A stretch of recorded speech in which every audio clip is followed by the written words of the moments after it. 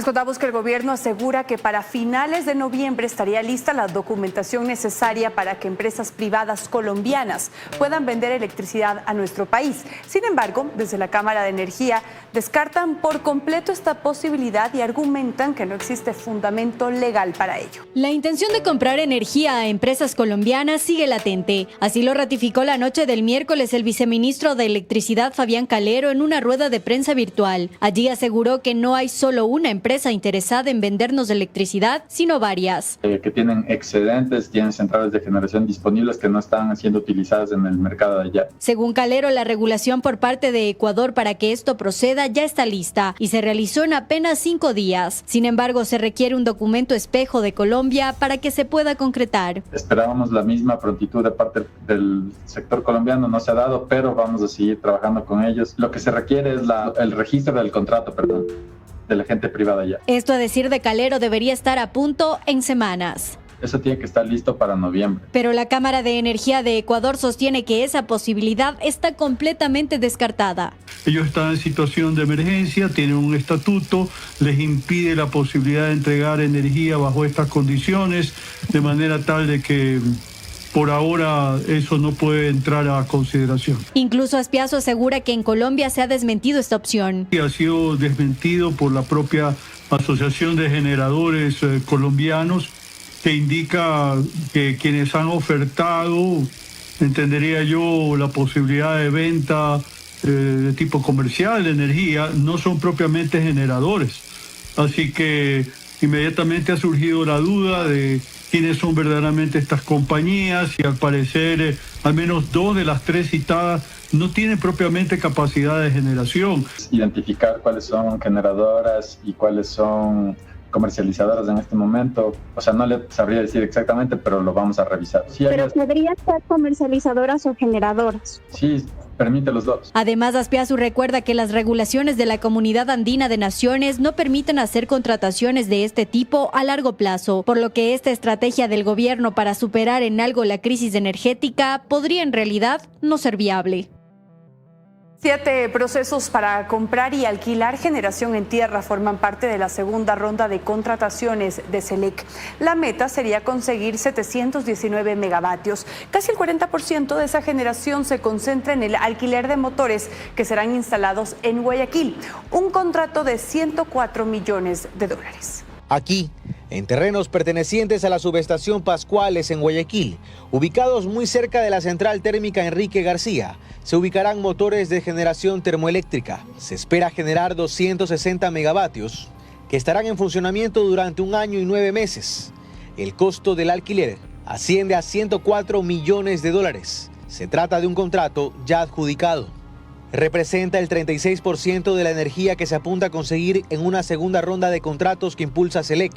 En la mira también, alquiler de generación eléctrica por 40 megavatios para Termogas Machala y adquisiciones para las subestaciones Manta, Esmeraldas, Durán, Santa Elena 4 y Santa Elena 2.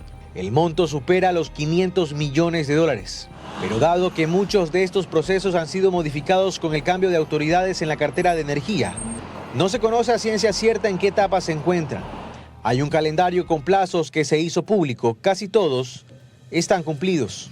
Una de las certezas es la adjudicación del contrato de alquiler de 260 megavatios a un consorcio conformado por 2 empresas, una con sede en Ecuador y otra en Estados Unidos. La segunda, como este noticiero lo ha contado ya, se ha visto envuelta en líos legales en México según información de público acceso. Sobre el tema no hay pronunciamientos aún y el plazo para su ejecución ya estaría corriendo.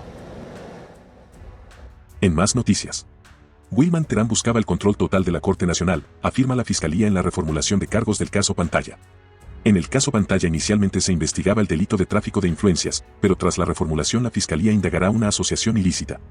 Hacer que la jueza Anabel de Jesús Torres gane el concurso de jueces de la Corte Nacional de Justicia 2023, ocupar la mayor cantidad de plazas de jueces y con jueces nacionales con gente afín y pagar ciertos favores de carácter político habrían sido los 3 objetivos determinados por el expresidente del Consejo de la Judicatura. Wilman Terán dentro de la acción delictual identificada en el caso Pantalla, proceso en el que la Fiscalía reformuló cargos para pasar del delito de tráfico de influencias al de asociación ilícita. La diligencia para reformular cargos contra Wilman Terán, Milton Fabricio, Santiago Paul, Juan Carlos y David Alejandro, ex asesores de Terán. y la escuesa de Santo Domingo de los Tsáchilas Anabel de Jesús Torres se realizó la mañana de este miércoles, 30 de octubre, en la Corte Nacional ante el conjuez Julio Arrieta.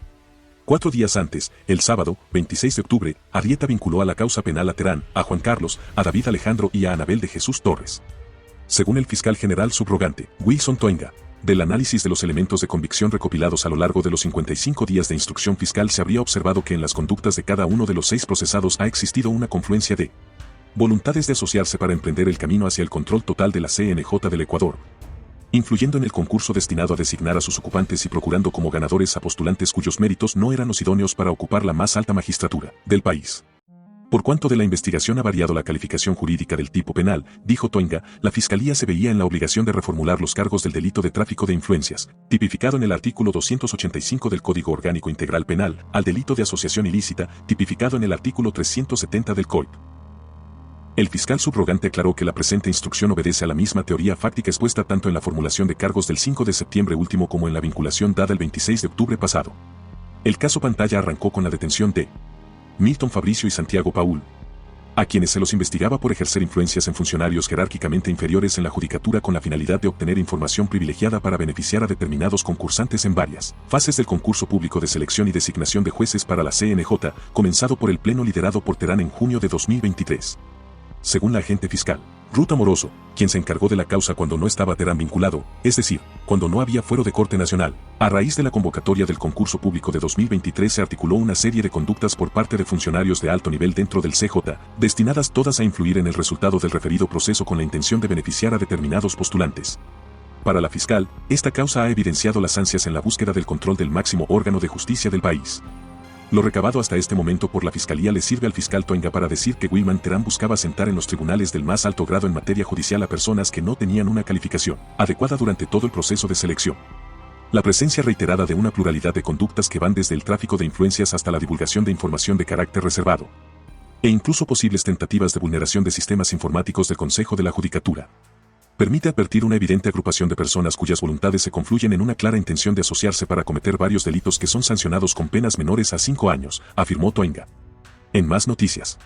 La central hidroeléctrica Manduriacu opera al mínimo de su capacidad, pues una de sus turbinas está en mantenimiento y los caudales que la abastecen están en su nivel más bajo en 60 años. 10 megavatios de los 65 que es su capacidad instalada es lo que genera actualmente la central hidroeléctrica Manduriacu. Esto se debe a que una de sus turbinas está en mantenimiento, pero también el nivel de los caudales que están en su mínimo histórico de 50 metros cúbicos por segundo, aunque lo óptimo es 220 metros cúbicos por segundo. Solo con una de sus 2 turbinas. Así opera la central hidroeléctrica Manduriacu, ubicada en la cuenca occidental del país, entre las provincias de Pichincha e Imbabura. Desde el 2 de octubre, Manduriacu salió de operación, pues su embalse se llenó de sedimentos, lo que provocó daños. Y apenas este martes, una de sus turbinas está operativa.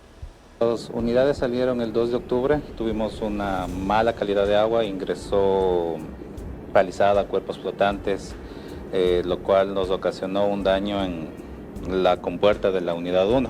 Entonces se tuvo que realizar un desalojo emergente, todavía está determinándose cuál fue la afectación real en la unidad 1. Y con la sequía la situación se agrava. El caudal necesario para el funcionamiento óptimo de Manduriacu es de 220 metros cúbicos por segundo. Sin embargo, hoy están a su nivel mínimo histórico con 50 metros cúbicos por segundo, lo que les permite generar apenas 10 megavatios. Aunque su capacidad instalada es de 65 megavatios. La turbina en condiciones normales, la unidad, nos permite generar cada una 32.5 megavatios. Eso obviamente aprovechando todo el caudal que ingresa a la central. Al momento, como les digo, tenemos caudales bajos, están en los mínimos históricos, entonces aprovechamos el caudal que nos ingresa. El embalse de la central hidroeléctrica Manduriacu tiene una capacidad de 10 millones de metros cúbicos. Este tiene una distancia desde la corona del embalse de 4 kilómetros. El 75% del abastecimiento de la central viene de Pichincha, específicamente del río Guayabamba, y actualmente estamos apenas 1.3 metros por encima de la cota mínima. Aunque los expertos dicen que la central no está en riesgo, sí dependemos de las lluvias, por lo que en horas de la mañana se generan menos megavatios para producir más en las horas pico. En óptimas condiciones, la central Manduriacu abastece con energía eléctrica a aproximadamente 250.000 familias. Y ya son 111 días de sequía hidrológica. 2 de los 4 ríos que atraviesa Cuenca se encuentran en condiciones críticas. Así es, 2 ríos, el río Tomebamba y el río Tarqui, se encuentran en estiaje, mientras los ríos Yanuncay y Machángara se encuentran en nivel bajo. En este momento nos encontramos a orillas del río Tomebamba, donde debería estar el caudal elevado y alto. Pero mientras nos recordamos un poco que el embalse Mazar se alimenta de estos ríos, y desde que se incrementó el horario de cortes de energía a 14 horas, el pasado 25 de octubre del 2024, el agua del embalse Mazar, que estaba a 2.111 metros sobre el nivel del mar, ha subido a 2.114 metros sobre el nivel del mar, es decir, un poco más de 3 metros, mientras que la hidroeléctrica Mazar se ha mantenido apagada desde el viernes 25 de octubre hasta esta mañana, según lo indicó la empresa pública Corporación Eléctrica SELEC. En cuanto a los cortes de energía, según la programación, se cumplirán en franjas horarias de 3 a 8 horas desde el día de mañana, viernes 1 de noviembre. Cabe también indicar que algunos sectores del centro histórico y aquellos donde se van a ejecutar los cortes o algunas actividades en torno a la independencia de Cuenca no presentarán estos racionamientos de energía. En cuanto a las condiciones climáticas, el INAMI dio a conocer que la temperatura mínima será de 10 grados, mientras la máxima será de 23 a 24 grados. Y también con una radiación ultravioleta elevada. En condiciones también, en cuanto a la empresa municipal, dio a conocer las pocas posibilidades, en este caso un 40 a 50% de lluvias en horas de la tarde. John Pollitt, hijo del excontralor Carlos Pollitt, se declarará culpable en Estados Unidos el 12 de noviembre. Él es considerado uno de los principales cómplices de su padre, quien ya fue sentenciado en ese país a 10 años de cárcel por los mismos hechos. John Pollitt, hijo del excontralor Carlos Pollitt, anunció ante una corte de Estados Unidos que se declarará culpable de los cargos que se le imputan por los delitos de lavado de activos. Él es considerado uno de los principales cómplices de su padre, quien ya fue sentenciado en ese país a 10 años de cárcel por los mismos hechos. En el sistema judicial de Estados Unidos, al que tuvo acceso este diario, se señala que John Pollitt ya aceptó su culpabilidad este 29 de octubre de 2024. No obstante, el próximo 12 de noviembre se realizará una audiencia para declararse culpable ante la jueza del caso Jacqueline Becerra. De hecho, ese día estaba previsto que inicie el juicio de John Pollitt. Pero con el anuncio de su culpabilidad el panorama cambia. La jueza del caso ha pedido que se suspenda el juicio programado. En su lugar se realizará la audiencia de cambio de declaración. 3 días antes de la diligencia, el abogado del gobierno federal, que en Ecuador sería la figura del fiscal del caso, deberá presentar un escrito con copia al abogado del procesado los siguientes aspectos: acuerdo de declaración, la propuesta de hechos y un documento que describa los elementos y las sanciones máximas para el delito o los delitos por los que Pollitt busca declararse culpable.